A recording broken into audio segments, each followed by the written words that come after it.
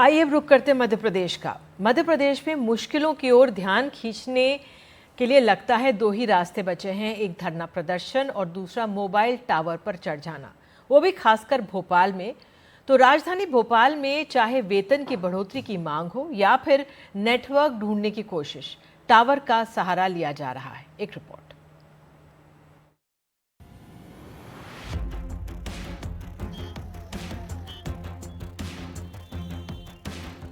Tower की ऊंचाई जितनी दुख की गहराई उतनी। अब इन टावरों से सिग्नल नहीं, संवेदनाएं उड़ती हैं। पहले लोग मन्नत के धागे बांधते थे, अब गुस्से के तागे लेकर ऊपर चढ़ जाते हैं। माइक कहाँ है, मैं लाइव बोलूंगा।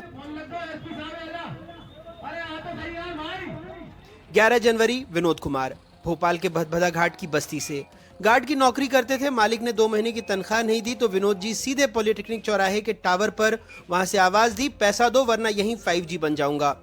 विनोद ने वही किया जो अब शहर में गम का नया GPS बन चुका है। मोबाइल टावर पर चढ़ गया। अब आदमी भूखा हो तो 2 ही रास्ते होते हैं, एक धरना दूसरा ऊंचाई। विनोद ने दूसरा चुना। ऊपर चढ़े, नीचे उतरवाए गए, तब जाकर मालिक की नींद खुली।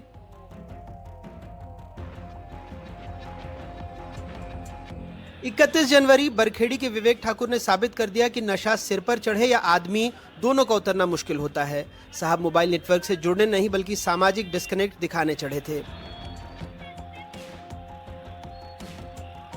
24 फरवरी, कमल यादव टावर पर चढ़े क्योंकि पुलिस उनके मूंगफली के ठेले को रोज ठेले देती थी। ऊपर से कहा अब या तो ठेला मिलेगा या मैं आसमान से मूंगफली बरसाऊंगा। लोग भी समझें, गलती उनकी नहीं, मूंगफली की थी। बेचारे को समझ नहीं आया कि अब व्यावसायिक समस्याओं का हल व्यापार मंडल से नहीं, वर्टिकल स्केलिंग से होगा। 10 मार्च, आसाराम चौराहे के कमलेश यादव ने पारिवारिक तनाव को ऊंचाई दे दी। कुछ लोग समस्या के हल के लिए थाने जाते हैं, भोपाल में लोग टावर की छत पर जाते हैं। 15 अप्रैल को MP नगर के छोटू बाबू गलती से हंसी का पात्र बनने निकले, लेकिन बन गए गंभीर चेतावनी। नशे में चढ़े, गिरे और जिंदगी से उतर गए। ऊपर चढ़ना आसान है, नीचे आना कठिन और जिंदगी में लौटना असंभव। भारत टॉकीज के पास राजू जी 80 फीट ऊंचे टावर पर गुटखा खा रहे थे। ऊपर से जनता को लाइव डेमो दे रहे थे। गुटखे के साथ अगर हाइट हो तो नशा सरकारी हो जाता है। एक हाथ में गुटखा, दूसरे में टावर। गुटखा खा रहे थे और सिस्टम को चबा रहे थे। सरकार की एजेंसियों के बीच टावर की जिम्मेदारी टेबल टेनिस की गेंद बन चुकी है। पुलिस कहे हमारा नहीं, नगर निगम बोले हमसे ना हो पाएगा, टावर वाले बोले हम तो नेटवर्क देते हैं, समाधान नहीं। अब तो लोगों को चाहिए भाई, टावर यदि लगा है लोगों को चढ़ने के लिए थोड़ी लगा। ये तो कहते ना कि व्यक्ति अपनी सूझबूझ से काम करना चाहिए। भाई यदि कोई परेशानी है उसको तो टावर पे चढ़ने से समस्या का समाधान थोड़ी होगा, कोई भी व्यक्ति हो। टावर के जो विषय है किसके संदर्भ में आते हैं, मतलब कि वो टावर नगर निगम की जिम्मेदारी नहीं है।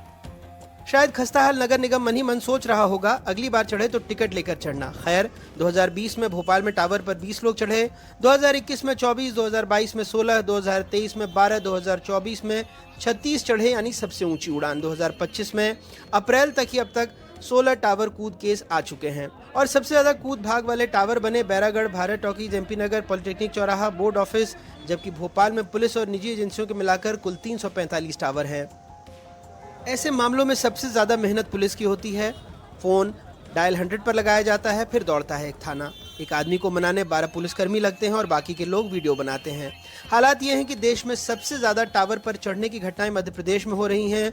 पुलिस के सर्विलांस और वायरलेस टावर पर सबसे ज्यादा लोग चढ़ रहे हैं जिनकी फेंसिंग नहीं है। निजी एजेंसी के टावर पर फेंसिंग के चलते ज्यादा घटनाएं नहीं होती। कुछ समय से इस तरह की घटनाओं में बढ़ोतरी हुई है। लोगों की समस्याएं बहुत ही अलग अलग तरह की हैं। तो इस तरीके की जब घटनाएं होती हैं तो हम ये पूरी कोशिश करते हैं कि सबसे पहले उस व्यक्ति को काउंसलिंग करके सुरक्षित रूप से उसको उतारें।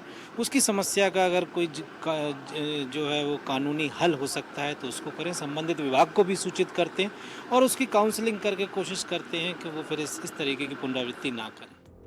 अब टावर पर चढ़ने वालों को सिरफिरा कहें या सिस्टम की गिरती जमीन का मापक, ये आपकी सोच है। सवाल यह है अगर जमीन पर सुनवाई नहीं होगी तो क्या लोग ऊंचाई तलाशेंगे? ये भोपाल है, वैसे यहाँ समस्या का हल नहीं होता, समस्याएं ऊंची होती हैं। मध्य प्रदेश में टावर पर चढ़ना और अपनी समस्याओं का हल कराना एक शगल बन चुका है।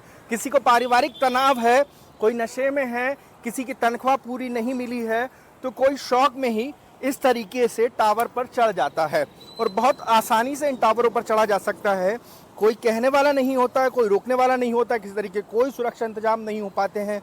लेकिन हाँ, मुझे तो तनख्वाह पूरी मिल रही है, कोई पारिवारिक तनाव भी नहीं है और न प्रशासन पे किसी तरीके का दबाव है। मैं तो चढ़ा, लेकिन आप कतई मत चढ़िएगा, क्योंकि टावर पर चढ़ने से समस्याओं का हल नहीं होता है, उल्टी जान आफत में पड़ती है और एक रात हवालात में भी काटनी पड़ती है और रोजनामचे में भी नाम जुड़ जाता है।